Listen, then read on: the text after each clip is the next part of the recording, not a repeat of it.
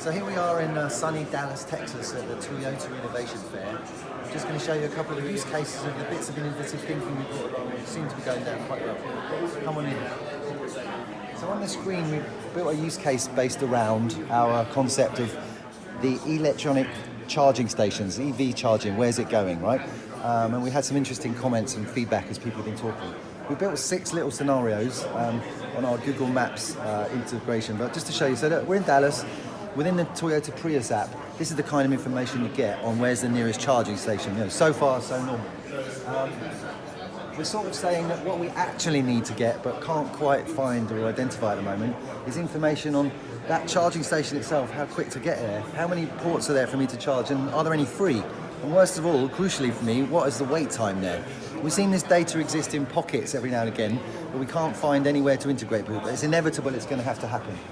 And then we start building a little scenario which goes something like, I need to get from A to B, and I've started to see on my dashboard that I've only got 19% battery, so something's up and I need to act, and I want my intelligent assistant to tell me something that I need to do about it. The map's showing me, a recommendation of what I'd normally expect on my way from A to B. There's a station along the way, but in this case, none of them are available and the wait time's 38 minutes and I'm an impatient person, and my intelligent assistant knows I'm an impatient person, so it's proactively going to suggest an alternative. And the alternative, by scanning what's around and what's available, is a 5-minute drive further down, but there's no wait time. Obviously it's much better for my get it done and get it charged. But this charge rage, do you want to come up a bit to me? The charge rage is a real thing. We've seen some of our customers. In a Silicon Valley car park I was in 6 months ago, there's 40 Teslas, but only 2 charge stations, and people are changing real greenbacks to sort of jump the line. So I think we're looking straight away at this concept of a platform where you can book ahead and book your slot.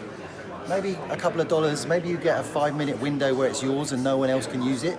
And when your window's closed and you miss it, it becomes open to the public again. But it's a platform, it's a revenue. We think these are going to become places where BP and Exxon invest. All the big oil is going to end up owning the charging stations. But they have to be interoperable and the information has to be available to everyone.